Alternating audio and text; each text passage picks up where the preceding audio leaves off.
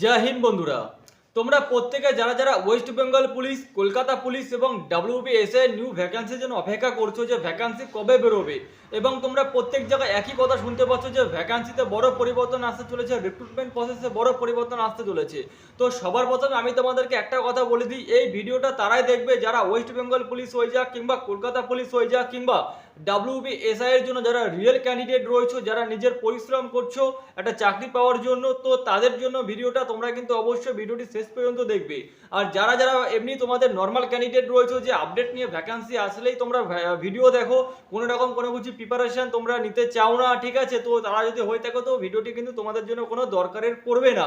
তো আমি তাদের জন্য বলবো যারা একদম রিয়েল ক্যান্ডিডেট রয়েছে West Bengal police, Kolkata police constable এবং ডাব্লিউবিএসআই এর জন্য যারা যারা রিয়েল ক্যান্ডিডেট রয়েছে, যারা দীর্ঘ সময় ধরে নতুন ভ্যাকান্সির জন্য অপেক্ষা করছো, ভ্যাকান্সি কবে বেরোবে, তোমরা তোমাদের প্রিপারেশন যেখানে রয়েছে স্তব্ধ হয়ে রয়েছে, প্রিপারেশন তোমরা চালাচ্ছ কিন্তু সেরকম ভাবে মোটিভেট হয়ে যে ভ্যাকান্সি বেরিয়ে গেছে সেরকম ভাবে মোটিভেট হয়ে তোমরা প্রিপারেশন চালাতে পারছো না। দ্বিতীয়ত তোমাদের যেটা রয়েছে সব জায়গায় তোমরা একই কথা শুনছো যে তোমাদের যেটা বড় পরিবর্তন আসতে চলেছে রিক্রুটমেন্ট প্রসেসে, যে দুটো পরীক্ষা না একটা পরীক্ষা হবে, একটা পরীক্ষা হলে কি তাহলে আগে মাঠ হবে না আগে এক্সাম হবে, সেই রকম সমস্ত কিছু যে ডাউটগুলো রয়েছে। এবং তৃতীয়ত তোমাদের যে বয়সের যে যেটা তোমাদের বয়সের যে প্রবলেমটা হয়েছে, যে তোমাদের 18 থেকে 30 বছর তো করা হলো যে কনস্টেবলদের ক্ষেত্রে, কিন্তু এসআইদের ক্ষেত্রে কি করা হবে, 18 থেকে কি 30 করা হবে?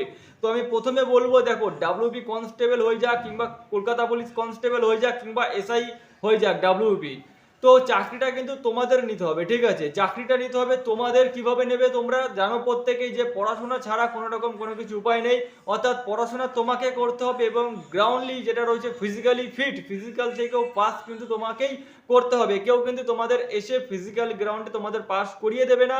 তো এটা হচ্ছে ফাইনাল কথা যে যদি তোমরা চাকরিটা পেতে যাও সব জায়গায় তোমরা যেটা ভাবছো যে নিজের মাইন্ডের মধ্যে তোমরা কনফিউজ হয়ে রয়েছো যে রিক্রুটমেন্ট প্রসেস যেটা তোমাদের এক্সাম সিলেবাস রয়েছে সেখানে কি পরিবর্তন আসতে পারে। তো প্রথমত তোমাদের যেটা আগে তোমাদের রিক্রুটমেন্ট প্রসেস হতো সেখানে কি হতো, প্রথমে তোমাদের প্রি এক্সাম হতো যেখানে কিন্তু কনস্টেবলদের ক্ষেত্রে যেখানে তোমাদের ম্যাথামেটিক্স, জিকে, জিআই এবং তোমাদের রিজনিং থাকতো, তারপরে তোমাদের কি হতো সবকিছু থাকতো, তার সাথে তোমাদের অ্যাড হতো ইংলিশটা। তো দেখো তোমরা যারা যারা পিওর ক্যান্ডিডেট রয়েছো একদম ডাব্লিউবি একটা যেটা রয়েছে ফোর্স মেম্বার হিসেবে, যারা যারা খাটাখাটনি করছো নিজেদের যে একটা ফোর্স মেম্বার হিসেবে নিজেকে নিজে ওয়েস্ট বেঙ্গল পুলিশ হিসেবে পরিচয় দেবে, তারা কিন্তু যেটা শুধু রয়েছে শুধু প্রিলিমিনারির জন্যই তারা এখন থেকে প্রস্তুতি নিচ্ছে না, তারা কিন্তু যেটা রয়েছে মেন্স পরীক্ষার জন্য কিন্তু প্রস্তুতি নেওয়া শুরু করে, ঠিক আছে। তো আমি তোমাদেরকে বলে দিই, যদি তোমাদের কোনো রকম ভাবে ভ্যাকান্সি যেটা রয়েছে রিক্রুটমেন্ট পলিসিতে যদি কোনো রকম পরিবর্তন আসে, তাহলে যদি তোমাদের একটা এক্সাম হয় সেখানে তোমাদের ইংলিশ থাকতে পারে, আর যদি ইংলিশ তোমাদের থাকতে পারে, যদি ইংলিশে তোমরা যদি রয়েছে যে ফাইনালি তোমরা সিলেকশন নিতে চাও, তাহলে তোমাদের যেটা আগের রিক্রুটমেন্টে যদি হতো, যদি দুটো এক্সাম হতো তাও তোমাদের ইংলিশ পড়তে হতো, যদি একটা এক্সাম হয় তাও তোমাদের ইংলিশ পড়তে হবে।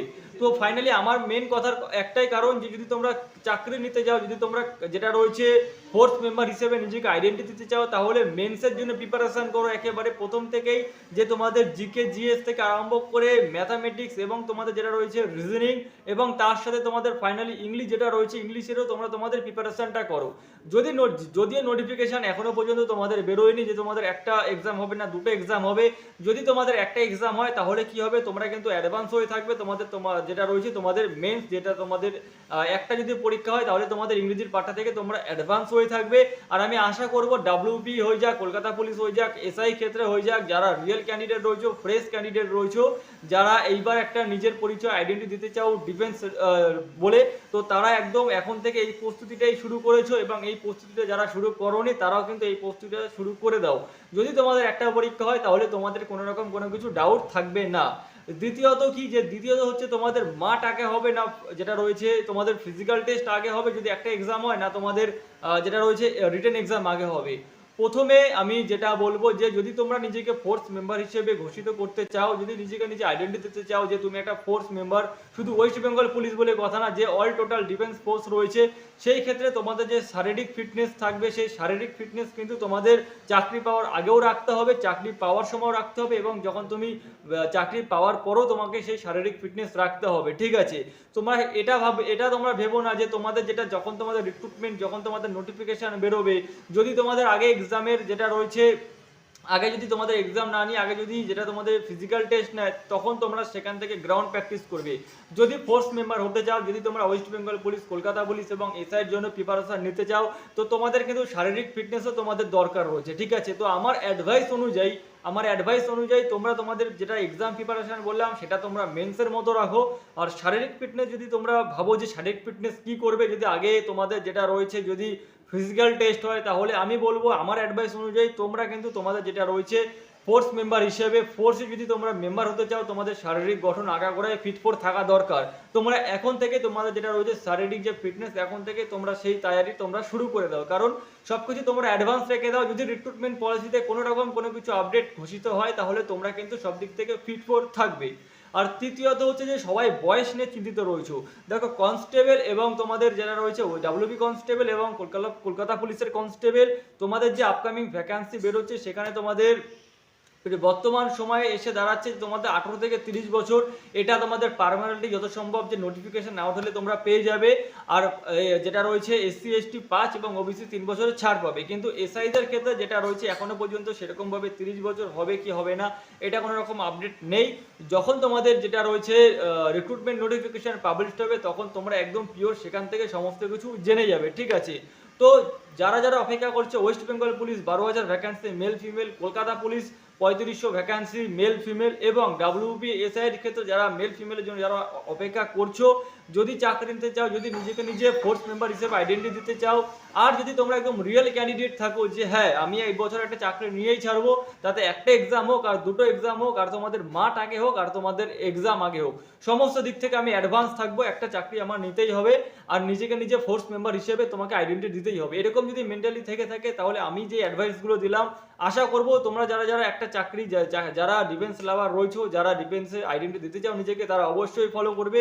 আর যারা ফলো করছো না, আমি বারবার করে বলবো তোমরা এই সমস্ত কিছু ফলো করো। কোনো রকম কোনো কিছু যদি রিক্রুটমেন্ট পলিসিতে আপডেট চলে আসে তোমাদের কেউ আটকাতে পারবে না এই বছরের ভ্যাকান্সি থেকে।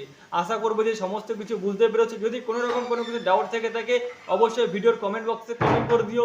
আর একটা কথা বলি লাস্ট শেষের দিকে, যে প্রত্যেকে চিন্তিত রয়েছে ভ্যাকান্সি কবে বেরোবে, অনেকদিন হয়ে গেল ভ্যাকান্সি বেরোচ্ছে না।